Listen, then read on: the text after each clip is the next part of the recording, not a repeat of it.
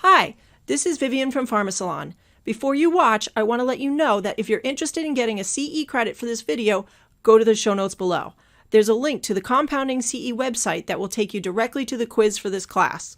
The show notes also include the questions on the quiz, so be sure to check them out. While you're there, don't forget to like this video and subscribe to this channel. Good morning, everybody.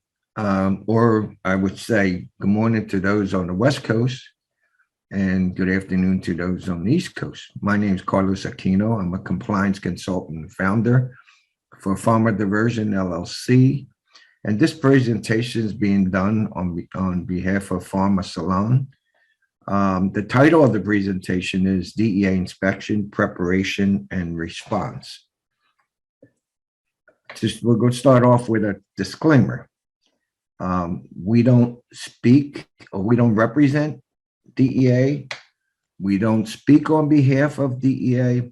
We suggest you read the reference federal laws and regulations, and there are no financial conflicts of interest with this presentation. And I always say any opinions expressed during this presentation are those of the speakers, which is me, and not of PharmaSalon, okay?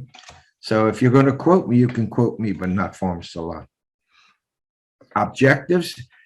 I'm going to cover 3 areas on this presentation. The first area is understanding the role of the Drug Enforcement Administration and their Diversion Control Division in enforcing federal laws and regulations pertaining to controlled substances obtained for compounding purposes and their authority to inspect.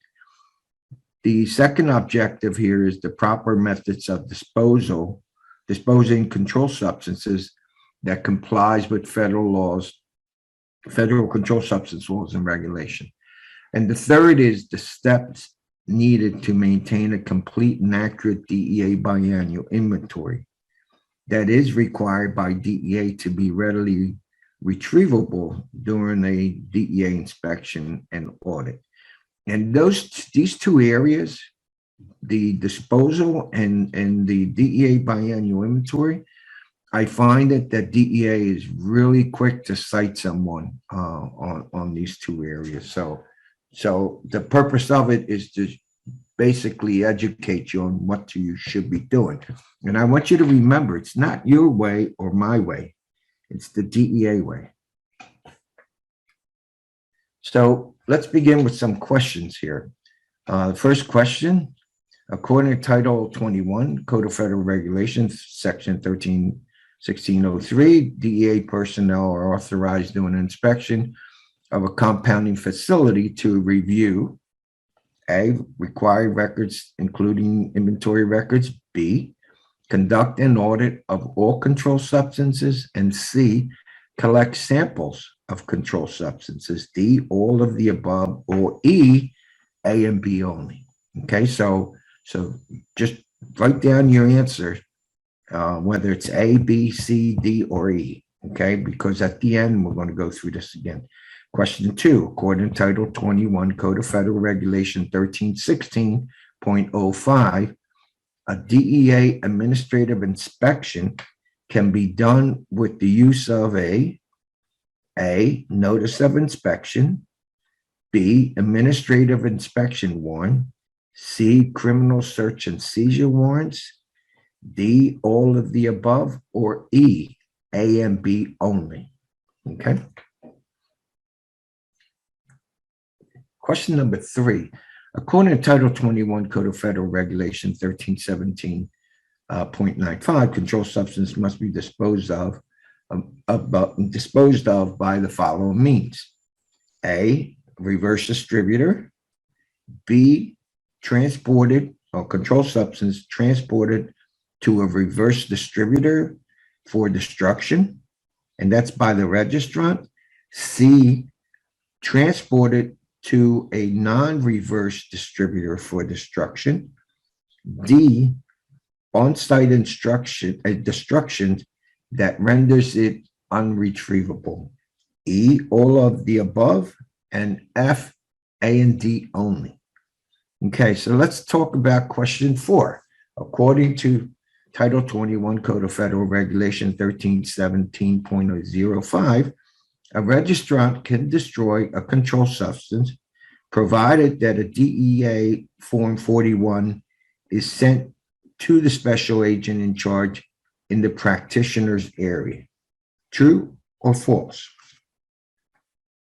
Number 5, according to Title 21 Code of Federal Regulation 1304.11, the following controlled substances are to be listed on the DEA biannual inventory. A, controlled substances in the safe and on the shelves. B, controlled substances awaiting destruction. And C, controlled substances that have been invoiced. E, all of the above. And F, A and B only. Okay, so now we got done. Now you wrote all your answers down. So here we go. The role of DEA Diversion Control Division. They're responsible to prevent, detect, investigate diversion of pharmaceutical controlled substances and regulated chemicals while ensuring an adequate supply for legitimate medical and science purposes. And B, they're enforcing the federal laws relating to Schedule 1s through 5 controlled substances and regulated chemicals. And that's done by the Tactical Diversion Squad. So which is made up of federal agents and DEA diversion personnel, or state and locals, or in some cases, Board of Pharmacy investigators will also be part of that team. And as you notice, they're Schedule 1s through 5. As you know very well, in today's atmosphere, DEA still considers marijuana as a Schedule 1. So that's the reason why they're permitted to do that. Now, the on-site audits and inspections of controlled substances and regulated chemicals are really done by diversion, but the compliance side of diversion. So let me put it this way to you, okay? When you're on the DEA website, you know, there's a difference between a controlled substance laws and then the controlled substance regulation. The Title 21 United States Code 801 is also known as the Controlled Substance Act of 1970. It's found on the DEA Diversion website under the Resources tab, and the laws are enforced by DEA personnel. That's when the Controlled Substance Act came up. When it was created, so was the Drug Enforcement Administration was created as a result of that. On the Controlled Substance Regulation, Title 21 Code of Federal Regulation 1300 to the end, which is really 1318, from 1300 to 1318. And it's found again on the DEA Diversion website under the Resources tab. And again, these regulations are enforced by DEA personnel. My advice, I'm going to tell you something, and I need you to understand this, okay? Any communication with DEA personnel should be in writing, either by letter, fax, email, or text. Remember that any instructions by DEA should be done in writing and for you to maintain such correspondence. Why? Because if you're given advice or told by DEA personnel to do an act to follow federal laws and regulations, and it should be given to you in a written form, in a written format by them. If not, it didn't happen. I was in a situation with a manufacturer in North Carolina, and there was an issue with regards to the disposal of samples. And in the disposal of samples, there is also a submission of a DEA 41.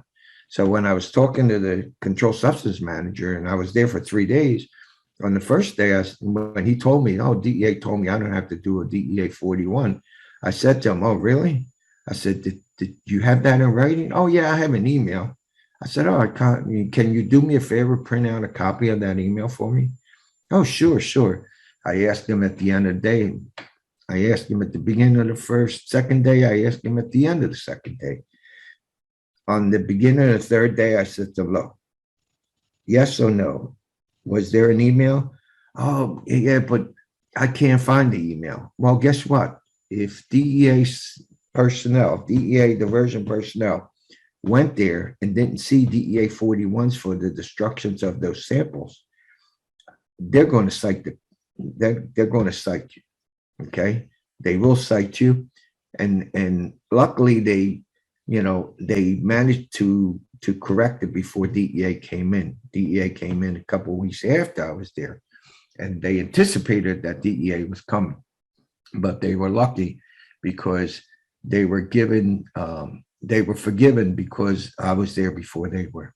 So just keep that in mind. Anytime, look, let me tell you something, okay? You ask one question to all 50 DEA diversion officers, you're going to get 50 different answers, okay? So I started this conversation with, it's not your way or my way, it's the DEA way, okay?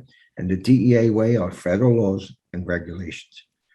Okay, here's another misunderstanding. What is the difference between a practitioner and a non-practitioner? Now, if you read federal laws and especially the regulations, they always talk about practitioners versus non-practitioners, okay?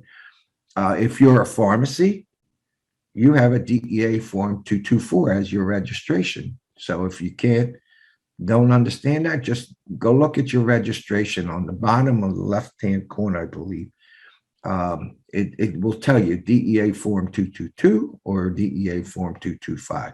So if you're a pharmacy that's compounding, your registration is renewed every 3 years. And that 224, that Form 224, that registration is for retail pharmacies, hospital-clinic, practitioners, teaching institute, and mid-level practitioner, physician assistant, and nurse practitioner. Someday they will stop calling them mid-levels because they're as important as doctors. Okay, so maybe someday DEA will take that mid-level out of there and just make them practitioners. The other form is a DEA Form 225. They're non-practitioners. That registration is annually, and it covers manufacturers, distributors, researchers, analytical lab, importers, and exporters.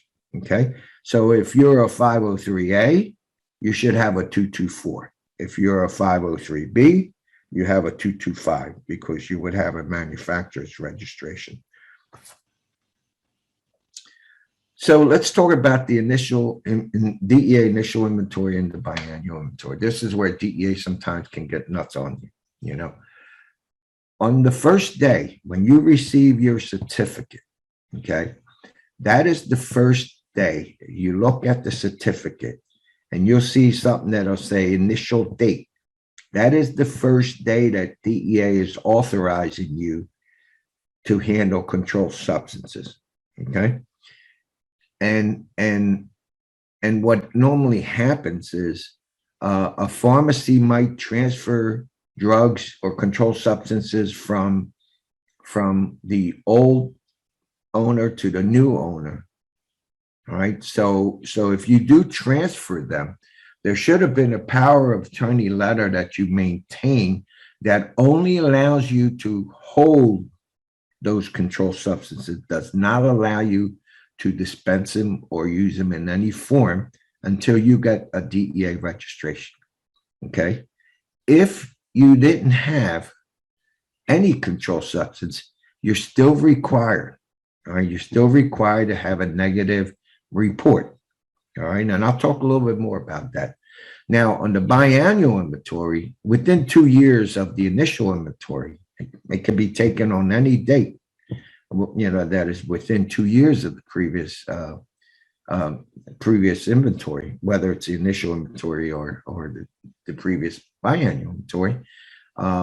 And sometimes you'll get a state like, for example, the state of New York requires you to have your DEA biannual inventory done on or about May 1st of the odd year. So keep that in mind, okay? Make sure But in case of New York, you know, in a little sentence in their regulation, it says if you want to keep it according to what DEA says, you're allowed to. So you're not going to get cited for that.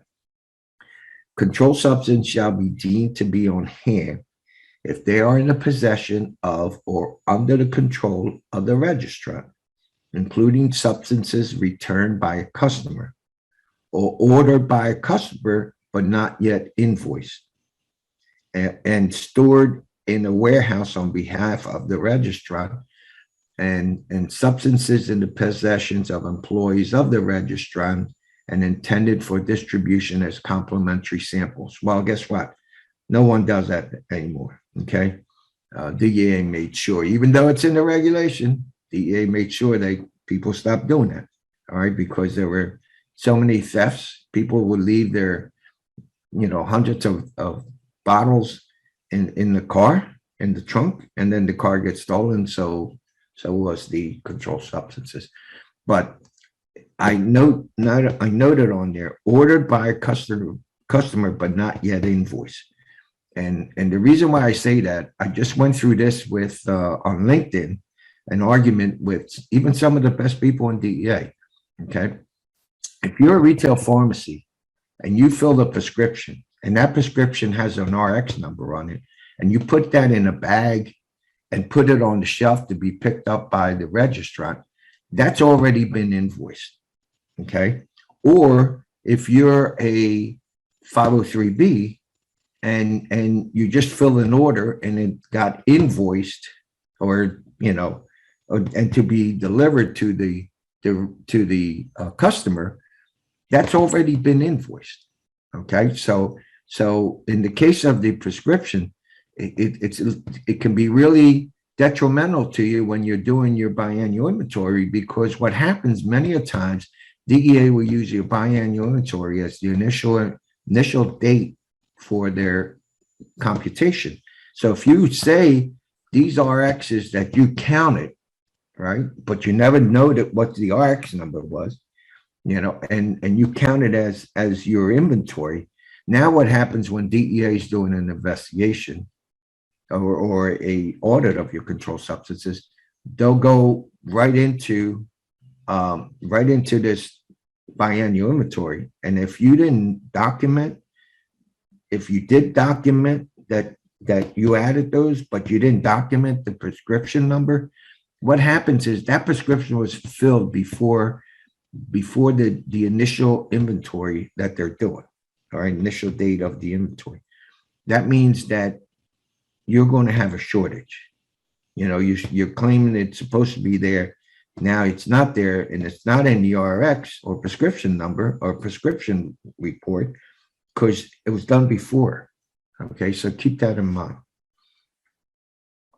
So how do you prepare your DEA biannual inventory? All right, this is for the biannual inventory. Page 1, you put, you know, you have a cover sheet. It has your name, address, and DEA number, the date of the inventory, when it was done, whether it was the beginning of business or close of business. In plain words, 12:01 a.m. is the beginning of business. 11:59 p.m. is the close of business. So if you put on there beginning of business, that means what was on hand at 12:01 a.m. Okay. And you have to do that because they'll cite you for not putting in BOB or COB. As I learned in the DEA Academy, it's Bob and Cobb. Okay. And you're required to have 2 signatures, one of the individual doing the inventory and another one of the witness to the inventory. All right. And make sure on the top of that page, it reads DEA biannual inventory, because it is required by DEA regulation. And if you don't, if you just write biannual inventory, they're going to say, well, how do I know that's a DEA biannual inventory? Now, you're probably going to say to me, are you serious? And I'm going to say, yes. Okay. And a lot of times they'll just write inventory on there and put the date, but never write in DEA biannual inventory, nor the close of business or beginning of business, the Bob and Cobb. And they get cited for that. So With that, then you have your second page. This is your inventory for your Schedule 2s. They must be separated, okay? Schedule 2s must be separate from Schedules 3, 4s, and 5s. And in that inventory, the way you should do it is the drug, the strength, the form, the NDC code, the number of containers, and the total dosage units of the container. And keep this in mind. This is just like the same lines when you're looking at a 222, number of containers and total dosage in the containers, all right? And do it by NDC. It's very important. I'm telling you, some people don't do that, but, I highly recommend to you, because if you don't, you may have an issue with DEA. Page 3 goes blank, okay? And all you're going to do on there is say, you're going to indicate that's the end of Schedule 2s. Then on page 4 is your inventory for your Schedules 3, 4s, and 5s.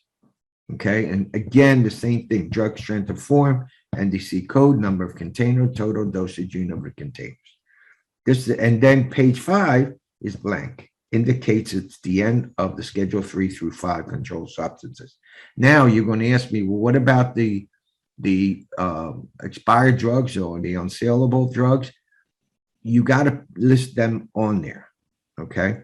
You have to put them on there. So if you want to, just note it as expired or unsaleable. And if you want to, you can add another page. If you do on your Schedule 2s, you do your good drugs. And on the second page, you can have, on the second page of the inventory, you can note if they're expired or not. That's up to you, okay? So keep that in mind. Let's talk about their drug disposal regulations. So Title 21, Code of Federal Regulations, Section 1317, disposal, okay? Subpart A, it's disposal of controlled substance by a registrant. Subpart B is disposal of controlled substances collected from ultimate users and other non-registrant, okay? And subpart C is the destruction of controlled substances. Now, let's go with subsection or subpart A.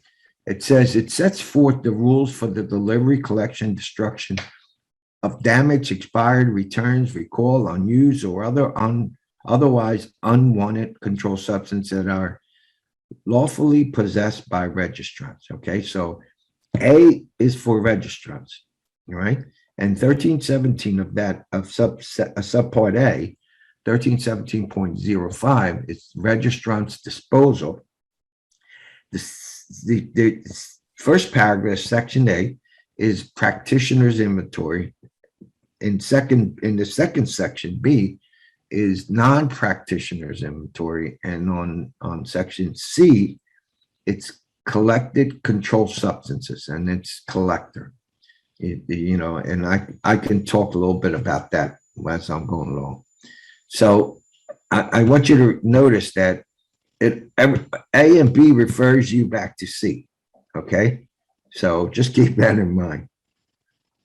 Part B, yeah, again, that's what it talks about, the authorization to collect from non-registrants, all right? And in that section, you have that 1317.30 is for non-registrants. That's 0.35 is collection by law enforcement. 0.40 is registrants authorized to collect and authorized collection activities. And 0.55 is the reverse distributors and distributors acquisitions from collectors or law enforcement. Okay, so let's talk about subpart C, okay? And in subpart C, it says, all controlled substances to be destroyed by a registrant, or caused to be destroyed by a registrant pursuant to 1317.95C shall be destroyed in compliance with applicable federal, state, tribal, and local laws and regulations, and shall be rendered non-retrievable, okay? So 1317.90 is the method of destruction, and 1317.95 is the destruction procedure itself. So in that summary of the methods of destruction, there's 4 ways for you to doing this, okay? One is through a reverse distributor coming to you on your site, and then you transfer it right there to them. On the Schedule 2s on a 222, invoices on a Schedule 3, 4s, and 5s. Now, most reverse distributors will send you a document that you fill in what you're destroying, all right? So if they're all boxed and packed, you know, just make sure that you maintain some kind of perpetual inventory, especially for those expired drugs. And I'll tell you, the expired drugs are the first thing that a thief is going to take doing a theft. Okay, so that's the reverse distributor coming to you. You turn it over to them, transfer it on the 222 on invoice. The second one is the registrant delivers it to a reverse distributor. Normally, it does happen when the reverse distributor comes in, fills all the paperwork out, boxes everything, gives it to you, and say, "Okay, mail it to me," and they don't take possession of it. So you have to mail it directly to them. All right. The third one is the use of a DEA Form 41. All right. Now, let me tell you about this, okay? For example, if you have a sample and you put it in the container, the hazardous material container, the hazmat containers that are either red or yellow or whatever, I mean, they have a really unique color to it, right? And that container, that sample has a controlled substance, and you put it into that container, and then the container is hauled away by a hazardous waste hauler who is not a reverse distributor. That's what that's the difference on number 3, okay? Under that circumstance, you're really required to do a DEA Form 41, all right? Now, this is what I would recommend to you. Okay, if you say, "Oh no, I've been putting in containers," you know, we don't even keep track of that. Oh yeah, really? Good. You better hope that Carlos Aquino, one of my diversion investigators who are now supervisors that are supervising people like me that I supervise, and I was supervised by them. They're going to ask you, "Let's go look at your samples," okay?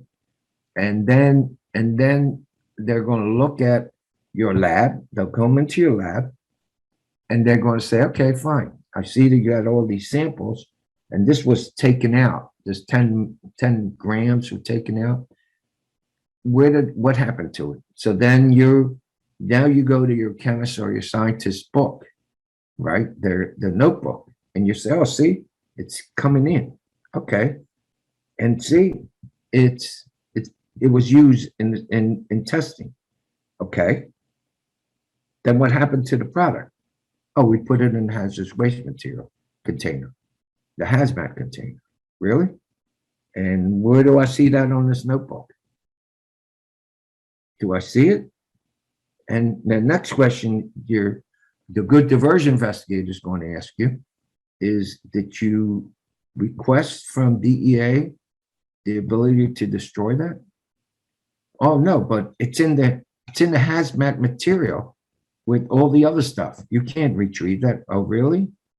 Can you give me the certification that when you put it in that container, you certify that it won't be retrievable?" Let me see the documentation for that.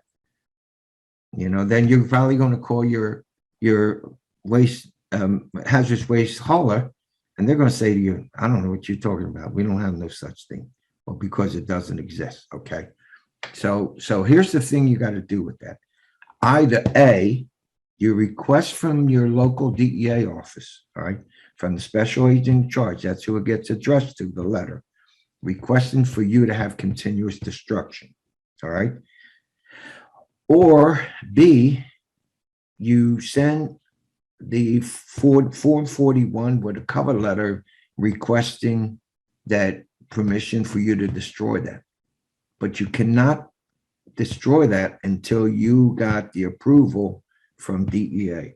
So what happens there is, so what I recommend to you, because you're required to do it, I would tell you to keep a perpetual inventory of every sample that is put in that container. Now you're going to say, well, why do I have to do that? Because every time you're going to put a sample in there and you're not documenting the destruction, all right, what's going to happen is the fine is $650 or something to that effect. Now it's not 10,000, it's 15,000. Okay. And you're going to get cited, every one of them. Believe me, I did this when I was in DEA Diversion. When I went into manufacturers, I always saved the lab for last because I know I'm going to find all kinds of violations there. Okay. And if you were nice, you know, I mean, if I feel you really, you know, have all your records together and you're doing a great job on maintaining complete and accurate record and inventories, then I might have, you know, cited you for it in either in a letter of admonition or a memorandum of understanding. Okay. But if I was going to get serious with you, in some cases, I went to the U.S. Attorney's Office, the Civil Division, and I requested that each one of those destructions, each one of those samples that were destroyed but not reported to DEA, that a civil fine occur as a result of that. All right. So you're probably going to say, well, my DEA guy told me I don't have to do that. Oh, really? Just remember I told you. Did you document it? Or you show me the document you have. All right. And 4 is you render the controlled substance useless.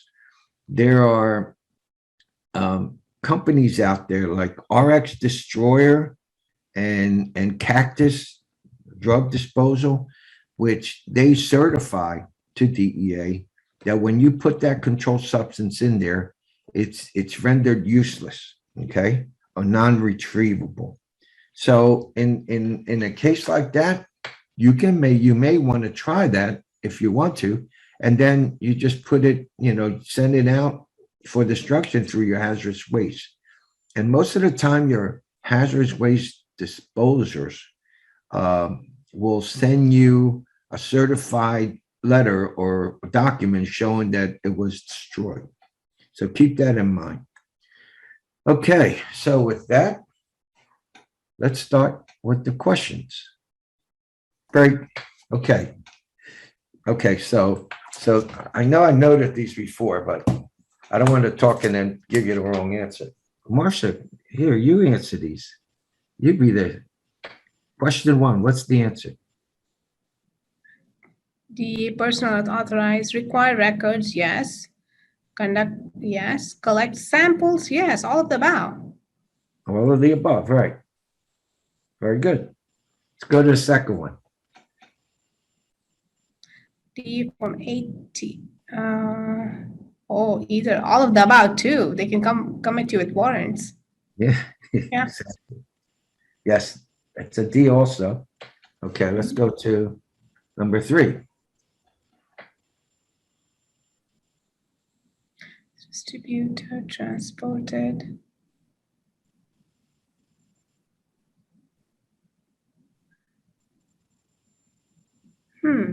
Non-reverse distributor, can you do that? What's that? C? Transport to a non-reverse distributor for destruction. Yes, if you can transport it, right, it's still your controlled substance. But say, for example, you have an incinerator. Okay. But the incinerator is not registered as a reverse distributor. Okay. Then, Got it. Okay, right? so that's all of that. Yeah. But again, yeah, that's going to require a 41 for you for the, you know, if you're going to do that. That's what we were talking about earlier. And the same thing with the, okay, with the on-site destruction that renders it unretrievable. Once it's rendered useless and it's not a controlled substance anymore. Therefore, it's disposed of. Yeah. Right. Yeah, So the definitely. answer to that would be E. That's E. Yeah. Okay, 4. The practitioner's area. Yes, that's true. A. Okay. And 5.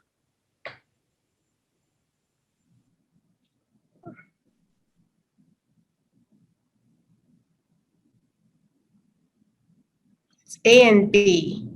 Correct. F. Right.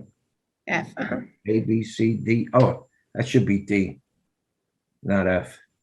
Yeah. I could change it. Oh, you just leave it alone, right? Mhm. Just say I forgot D. There was no D. Okay, so I want to thank you. Again, my name is Carlos Aquino, and I am a compliance consultant, founder of Pharma Diversion LLC. My direct number is here. My email's there. My website is there. Now, I'm going to tell you, just like I tell all my other, clients, and that if you need an answer to a question, I'd rather you call me, okay, or text me or email me, and I'll send down the answer. If you call me, I'll give you 10 minutes of my time, but I'm going to charge you on the 11th minute. Okay, so just keep that in mind. Again, I want to say thank you for all, and I think that does it. Okay, Carlos, I have a couple of questions for you. sure. First one is, how does a registrant handle multiple registrations? For example, if you have different DEA numbers and different DEA registrations for a manufacturer as well as a lab. Okay, so what happens a lot, especially on 503Bs, which because they're registered as a manufacturer, so they may have a manufacturer's license. They may have a distributor's license because, you're allowed to distribute what you manufacture, but a lot in some situations, and I have a couple of clients here in Pennsylvania, that they have both, because what they do is they transfer it out from the manufacturer over to the distributor. Okay. They also have an analytical lab registration. They have an importers and they'll have an exporter. They won't most of the time you're not going to see a manufacturer import a controlled substance, an API anyway. So you can be under the same building, but okay, each activity is separate. So you have to keep separate records for each one of those activities. The 222 folders for each one of them, invoices folder for each, the power of attorney letters for each, all separate records. And if you're storing controlled substances, okay, if you have a vault or even a safe, if what you do, samples that are done on the manufacturers can be different from reference standards that you got through your analytical lab. So always have a separation of activities. Okay, I hope that answered your question. Yes. And separation of inventory as well, right? So we would Correct. have Absolutely. everything would be separate. Correct. Yeah, another question I had was many times when we ship stuff to our customers, we do have losses because FedEx, especially during the pandemic, FedEx just lost our packages. So who is responsible to file the DEA 106 and how much time do we have? Because many times I would ship it today and they would say I didn't receive it, but the tracking shows it's coming, right? So I don't know that it's lost for almost 2 weeks. So what happens with the time? Right. And if you're using FedEx or UPS, the odds of you having an in-transit loss, that's what they call in-transit loss. Sooner or later, you're going to have one of them. Okay. The product disappears. Why? Because probably one of the employees knew there was drugs in there, opened the box, took the drugs out, was selling the drugs, and the box disappears. There's no way of tracking. We know one thing, it got there. We just don't know what happened to it once it got into the distribution centers.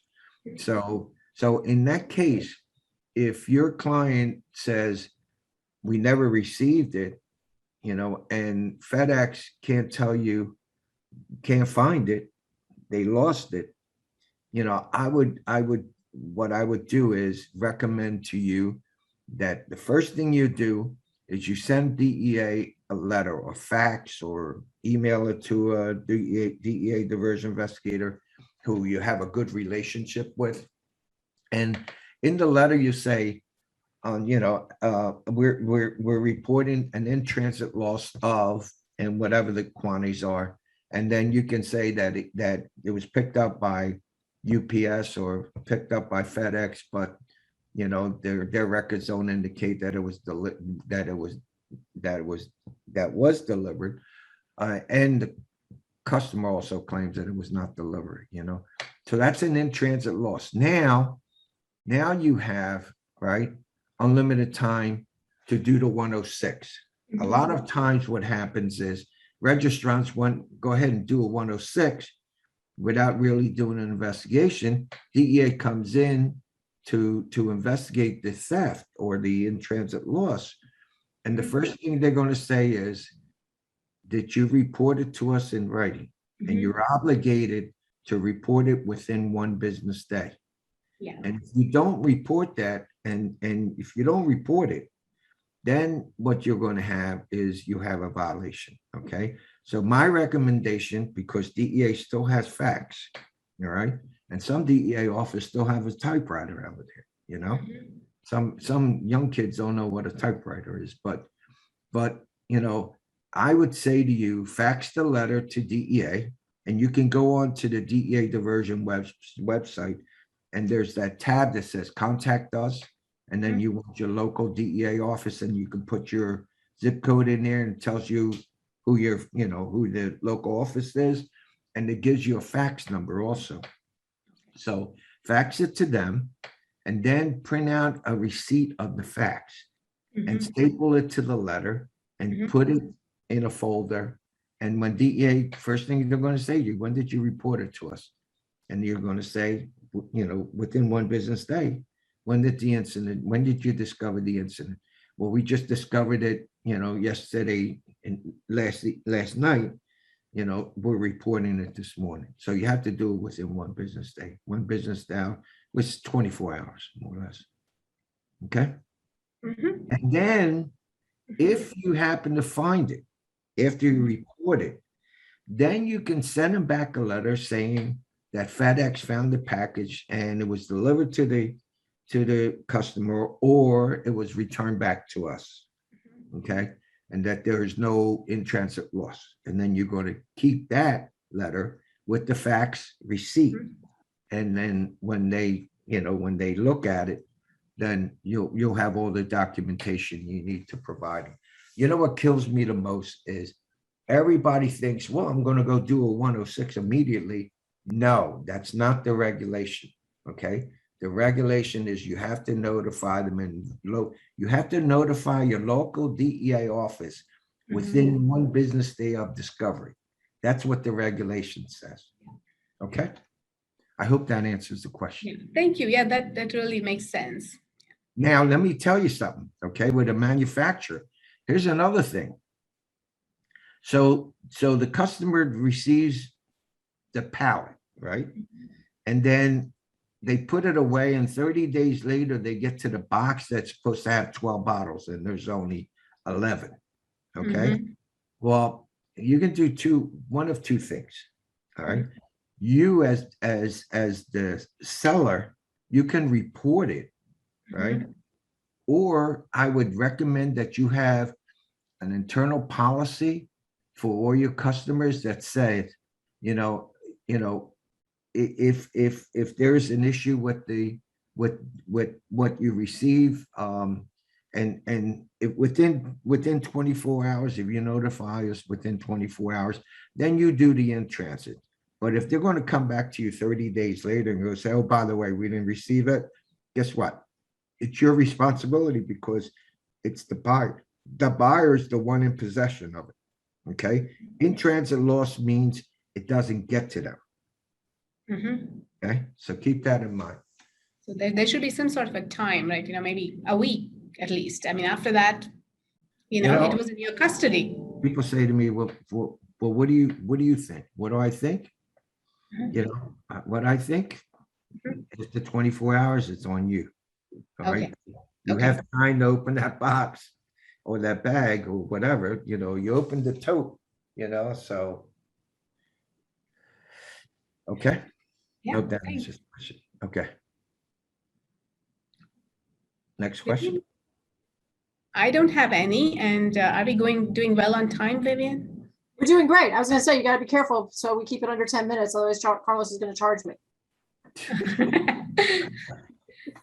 Yeah. Anyway, no, I think it's such a, Carlos, you always give so much information. It's really great. And I love that you throw in the stories. Yeah. I mean, just like, you know, a group supervisor said to me one time, Carlos, you got the gift of gab, you know? I mean, you can talk to the devil and make him read the Bible, you know what I mean? Yeah. So, Barsha, just since we've got you, I mean, one of the reasons I know you were interested in doing this was because you did have just have the DEA, I guess now it's several months, it was a while ago. But how did that go?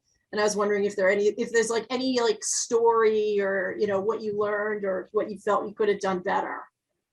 Actually, the DEA came in and they did exactly what they're supposed to do. And they do this every time. They check your alarms, you know, they make sure that you have all of your power of attorneys on file, you have all your documentation in order. And then what you say you have on hand is actually what is on hand. You know, they will count the inventory and, you know, make sure that that your record keeping is accurate. Then they do go through the records and make sure that whatever you purchased or whatever you shipped, including whatever you destroyed, they all add up, that there's no diversion anywhere and there's no gap, and that you haven't like left something out and that is not accounted for. Everything has to be accounted for. Every milligram has to be accounted for. yeah. And that's about all it was. And it's very straightforward. And I think whenever the inspectors asked us for anything, we were very quick in giving them information. We didn't sit there and say, okay, is this the right information? Okay, these are our logs. We know these are our logs. Go ahead and look through them. And that's something I think the DEA appreciates. We're not trying to hide anything. We're just very transparent. And it went very well, I would say. It took them quite a bit of time because it took them almost a week because they had to go through many logs and many binders. But it was very smooth in that sense. I'll tell you what, if they took a week, what do you're a manufacturer? Yes. 503B? Yeah. You know, if they were there for a week, they did the right deal, you know? I mean, and with regards to, you know, are we recording this, Vivian? Okay, with regards to, the API, here's what I look at. You know, people say, well, you know, the DEA regulation said if it's a schedule 3, 4, or 5, we can estimate. Well, guess what? I mean, if you're a manufacturer, there's no such thing as estimating, okay? Now, people say to me, well, you know, how am I going to be able to come up with the right amount? Well, when you first receive a container, usually it has a wrapper on it, okay? Take the wrapper off, then you open up the cap, and if there's a seal, take the seal off, all right? Put the cap back on it, now put it on a scale and weigh it, okay? And on the bottle, just mark initial weight in grams, okay?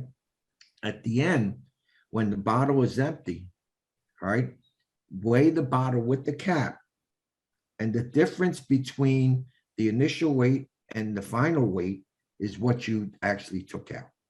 Because, and the reason why I say this is because manufacturers have a tendency of overfilling, okay?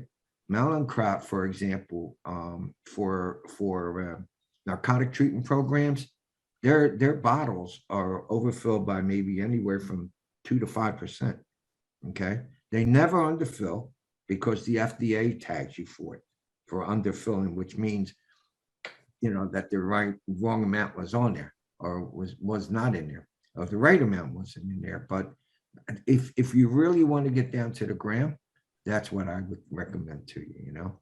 I mean, I do that all the time. And people say, well, you know, you can either do an exact because if you say to DEA, listen, when I had the bottle, took the cap, plastic off, took the seal out, put the cap back on and waited, and then I waited again.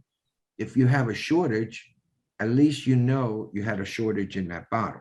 And it's not the theft, it's the actual quantities that were put into the bottle by the manufacturer of that product, And you can always report it back to the manufacturer, but very seldom, you'll have an underweight, you most likely will have an overfill. And that's it. I have a question, and this might be rudimentary, or everybody already knows this, but do you manage the DEA officials the same way you would an FDA official, in terms of you've got a designated person, you've got your war room, you've got your binders, and whatever they ask for information, you give it to them, rather than just like saying, oh, it's in there, go find it. Is it handled the same way, Varsha? Usually what I would recommend is, first of all, they'll sit with you and then they'll explain what they're planning on doing. Okay. And then the first thing after that is they want to go into the vault and cages or safes and do a closing inventory. All right. And that's when you have to, by you maintain a perpetual inventory, you know exactly what's in those locations. Okay. You provide that to them, and what they'll do is they'll check against that quantities of what you have versus the quantities that you're noting on there. All right. And then, but at the same time, whatever room you gave them, you got to remember that they want privacy on occasion. If they want you to be there, they're going to tell you, but once you go and do the closing inventory, then you're going to come back and then they're going to say, okay, let's give me the 222s for your purchases and sales. Let me have all your invoices for your 3, 4s, and 5 for purchase and sale. Let me have the reverse distributor records. Let me have any 106s that you have reported to DEA, and the letter of admonition and the biannual inventory. Because like I mentioned earlier, they'll use the biannual inventory on their computation chart. Their computation chart basically says there's the initial inventory. So there's an audit period. Say I go from January 1st of 2021 to today, beginning of business on September 22nd. My initial inventory is going to be what you had on January 1st at beginning of business. Okay. And then they're going to take that and then they're going to add it to everything that you purchased and anything that's been returned to you. Okay. That's what you have to account for on the left side of a computation chart. I do these every day. On the right side, they'll do the closing inventory, and then they'll look at what you dispensed or you used in batches.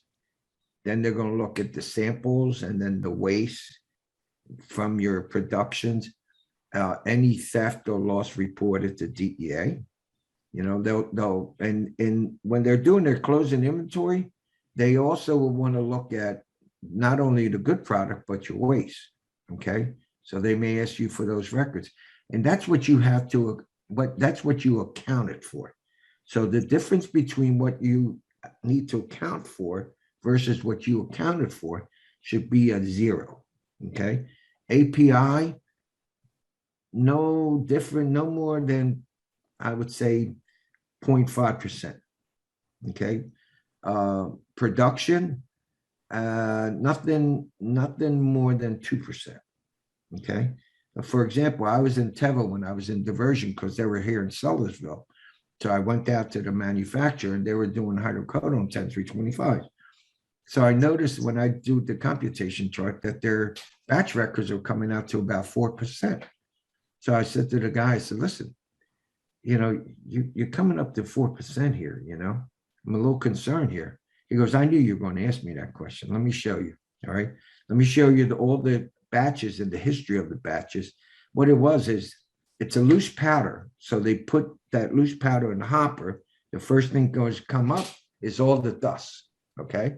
So it gets either captured by the vents or it's all over the place, you know? So they managed to realize that that was what was happening, and they documented it.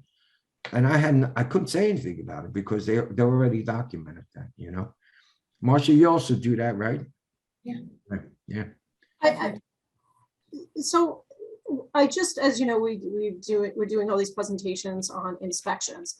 And one of the things that we talked about the FDA inspection was FDA overreach, what they can and cannot ask you for. And one of the things that was said was sometimes when they are doing, sometimes it's just innocent mistakes. They get caught up with something, you know, the inspector will get caught up with the train of thought and or the line of questioning, and they'll start asking for things that they're not allowed to ask for. But sometimes they'll start doing that because they actually do have ulterior motives. Like they might be thinking about launching an investigation. So you have to be very careful and tell them this isn't in the purview of what you're allowed to ask me. Are there any things that you see that can happen with a DEA inspector that can be considered overreach and that you can politely say, you know what, that's really not a, you know, no? Yeah. And the number one thing is, you know, they can't ask you how much money that you make last year. Okay. They can't ask you for your checkbook. You know, they can't ask you for bank statements, you know, and I tell clients all the time, when you do invoice, if you don't want them to know what you're charging, that when you print that invoice out as a packing list, then all you do is you X out all the numbers on there. But that's the only thing they can't ask you for. You know, they can ask you for your list of customers, and they can ask you for your any employee handling controlled substance for their personal information. HR gets crazy on that one. When DEA says, and I've been through this when I was in diversion, I would say, listen, I need a list of all everybody's handling controlled substances. I want their name, address, their date of birth, social security number, and then they say, and how long they've been employed, you know. And he was like, I had one person from HR says, I can't give you that. I said, no, you have to give it that because it's in the regulation. You're required, you know, to provide that information. And then next thing you know, I'm saying, no, listen, I don't want to take this conversation any further than I'm doing right now, but I would strongly suggest you call your corporate counsel, okay? Because if I walk out of here and I don't get that information, I'm going over to the U.S. Attorney's Office because you're violating federal laws. You're violating the regulation that says you're required. So if you are going down that road, though, if somebody's asking for that amount of detail, and I don't know, maybe that's standard procedure, Varsha, you can also chime in here. Is that kind of like a dog with a bone? Like, are you sensing there's a problem and you're going into a deeper dive? No, because see, in 1301, 1301.90 through 1301.93, it talks about the employees and employers' responsibility. Okay. And you cannot hire in 1301.74, I believe it says that you can't hire someone with a felony conviction for controlled substances. So the only way you're going to be able to note that, right, is to get everybody's information, and then we run them through NCIC and see if there's any felony convictions. Because if there is a felony conviction, then I'm going to cite you for hiring someone with a felony conviction because for controlled substance violation. Okay. So this is the reason why you have to give me the information. Okay, so it could use, it's just part, so that is part of just the regular kind of. Yeah, that's part of the regulation. Yeah, you know, and 1301, Varsha, I'm sure you read 1301.90 through 93, right? Because people ask me the same questions all the time. Well, is drug testing required? You know, and I said, look, here's my guidelines to you. Pre-employment, you should have a criminal history and drug testing, period. Okay.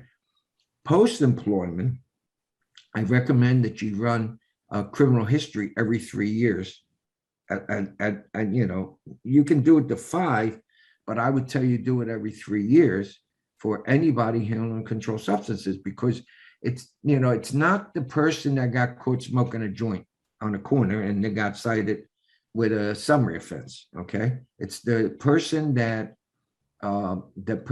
sold 2 kilos of cocaine to an undercover agent, you know, and you know, and that's why DEA wants that information from everyone, you know, and that's, you have to, you know. And then when I quote the regulation and all that, then, you know, then the corporate counsel gets so involved, and then, you know, next thing we're having a conversation, and then, you know, what happens is corporate counsel says, give them the information because they're required to have it, you know, and that happens. The same thing with the notice of inspection.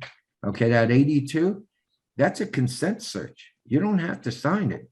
Okay, you have a civil right, right? Your civil rights don't, you know, can say, I'm not signing that, and I'm not giving you permission to come here. Because Marcia, you usually sign those? Yeah. The 82s? Mhm. So what happened once, I was at a client, I mean, when I was in diversion, I was at a registrant by the Harrisburg area, and I walked in, and the person's there said that was responsible for the record keeping. I said, listen, before we go any further here, I need you to read this notice of inspection and sign it. So she goes, what do you mean sign it? You know, so she read it. I'm not signing that. I said, no, you are going to sign it. You know why? Because if I walk out of here, I'm going back to U.S. Attorney's office. I'm going to get administrative inspection warrant. When I come back, I'm going to come back with more of my people. Okay. So I'm here to inspect, you know, so there's no such thing as, oh, can you come back next week? No, we're here. Okay. And then I can go, you know, I told her, I said, I'll just go back to the U.S. Attorney's office, go get an administrative inspection warrant. Then you don't have to worry about signing anything, you know? I said, look, let's do this. Why don't you call your corporate counsel and then let me know. I'm going to be waiting right here, all right? So she did, and then she come back, she goes, where's the form? You know, it's right here. So she signed it. I said, that, you know, we started on barefoot, but, you know, I forgive you for because a lot of people don't understand this form, you know? So, and that was the end of that. But I mean, I didn't cite them. I mean, they had all their records. I mean, you know, I always tell people, I always tell registrants, listen, you know, the goal here is to give them everything they want and get them out of there. Okay. You don't want them to be hanging any more than they can. You know, I used to tell pharmacies when we went and did inspections, you know, what I want is give me all the information I need, you know, so I don't have to pay for the pizza and the sodas for my gang. All right. If I have to pay pizza and soda, I'm going to look at every record. I don't care if I'm going to be here for 3 days. Okay. Just give me what I need. All right. And then, okay. And then everything, I don't have to pay for the pizza and sodas. Everybody's happy. I leave, you know, and they're happy, you know. Right. So. Excellent. Thank you very much. I really appreciate it. Any final questions, Marcia? I'm good. And thank you, Carlos. It was fun. No. Thank you for watching. Remember, if you would like ACPE credit for this lecture, click on the link below and register for the class. You won't have to watch the video again, just answer the quiz questions. And don't forget to like this video and subscribe to our channel so you can be updated on all our latest content.